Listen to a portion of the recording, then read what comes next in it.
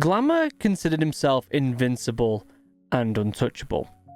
He thought he could do whatever he wanted and was incredibly overconfident.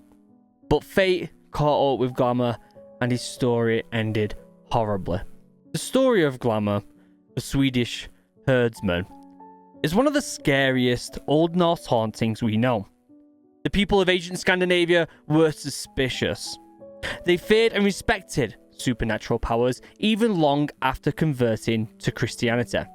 And if you have read Old Norse literature, you will not be surprised at how terrifying this story truly is. But before we start, my name is Luke, a former Royal Marines commando with a passion for storytelling, both the military and the paranormal. This is a little bit different. This is horror, but from a mythological standpoint of Old Norse literature, and I'm very excited for this. And if you do enjoy it, please like and subscribe. And if you've got any constructive criticism, leave them in the comment section down below. We've got some great videos coming up very soon. We've got some more Resident Evil playthrough, and we've got some more storytelling every Sunday. So please turn on notifications so you're aware of when the next video comes up.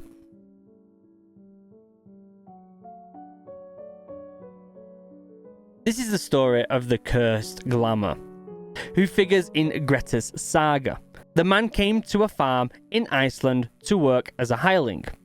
Grettir's saga relates to the adventures of Grettir, an outlaw hero who, on his return to Iceland, saves the people from a malicious ghost of Glamr, a shepherd, who is ravaging the countryside.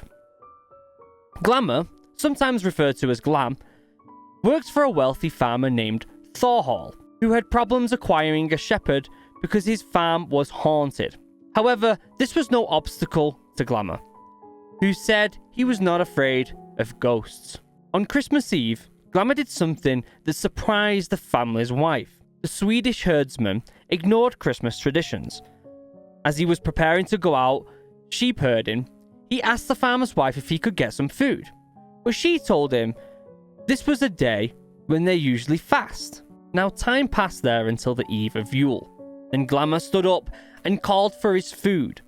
The lady of the house answered, "It is not proper that Christian men eat meat on this day, because tomorrow is the first day of Yule," she says, "and thus they shall first fast today."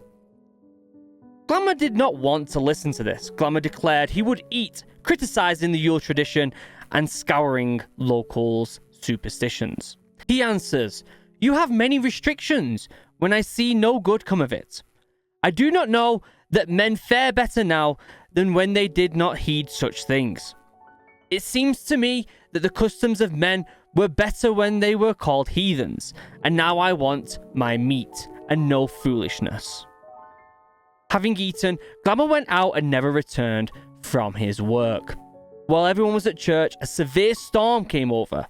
It was like a bad omen. The next day, people searched for Glamr, but he was nowhere to be found. After days of searching, when his body was discovered, it was described as dead and blue as hell, and swollen up like an ox. What caused Glamr's death is unknown, but he did not die of natural causes. People made several attempts to move his body to the church to be buried, but it was impossible, and eventually they had to give up and put him at rest at the spot where he died. People became convinced an evil spirit must have killed Glamr. According to the saga, this is when the horror and Yule tidings hauntings started.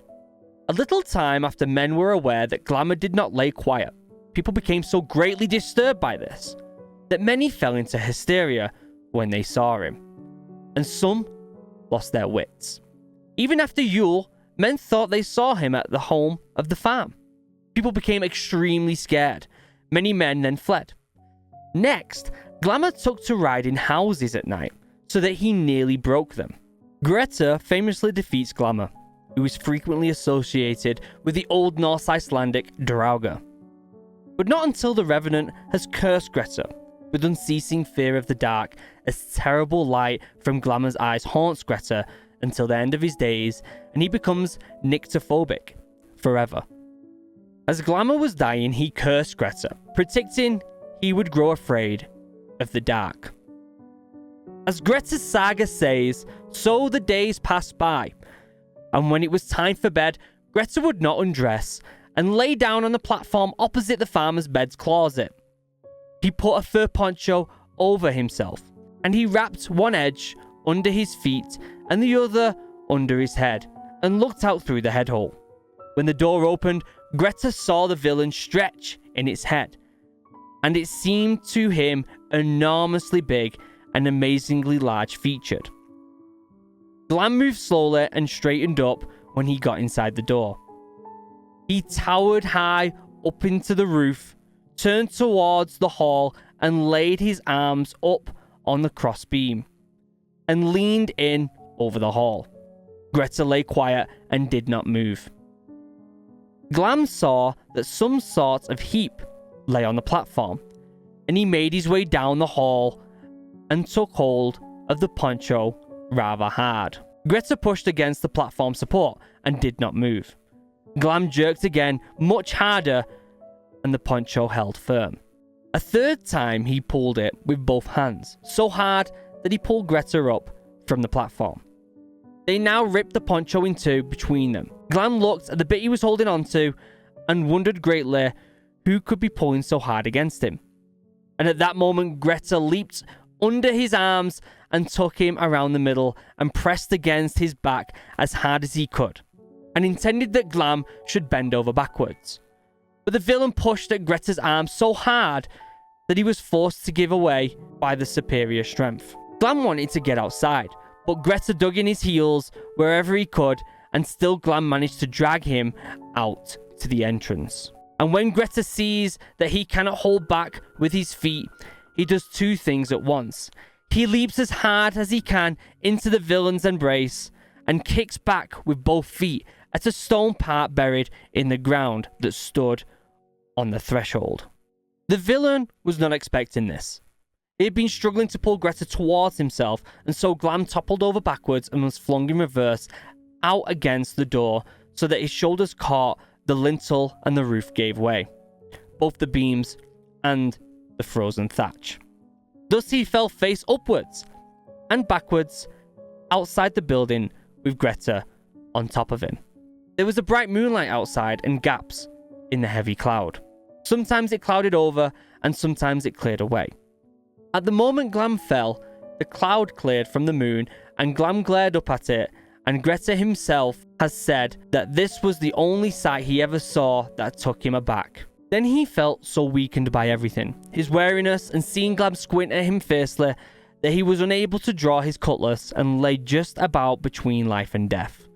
And such was the greater power of evil in Glam than in most other revenants, that he then spoke as follows. "You have displayed great zeal, Greta," he said, "in seeking me out, and it will not seem surprising if you don't gain a great deal of good fortune from your encounter with me. But I can tell you this, that you have now acquired half the strength and development that was intended for you if you had not met me.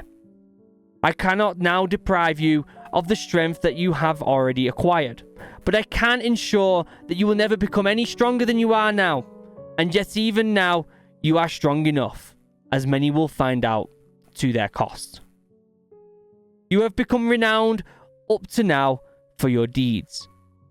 But from now on, you will become guilty of crimes and deeds of violence, and nearly everything you do will lead to your misfortune and failure. You will be made an outlaw, and be compelled always to live in the open on your own. I also lay this upon you, that these eyes of mine will always be before your sight, and you will find it hard to be alone, and this will bring you to your death." The story ends with Greta cutting off Glamr's head, assuring the Draugr can never terrorize people again. The adventures of Outlaw Greta and the horrifying fate of Glamr are featured in the Saga of Greta the Strong, that has been translated into English.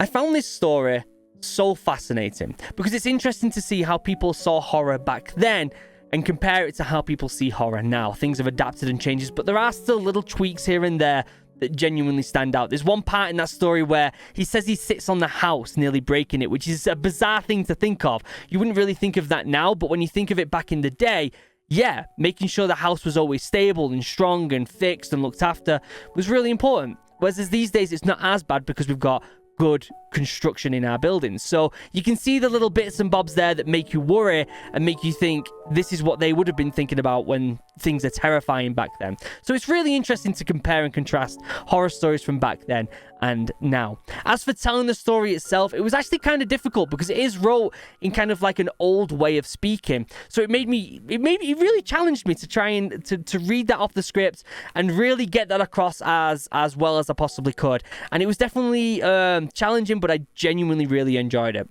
As for the script itself, I want to give a quick shout out to Wolf the Red and Ocean Keltoi. They're both YouTubers who talk a lot about Norse mythology, Norse paganism, and all that good stuff, who had a quick read over the script and let me know that they thought it was okay and they enjoyed it.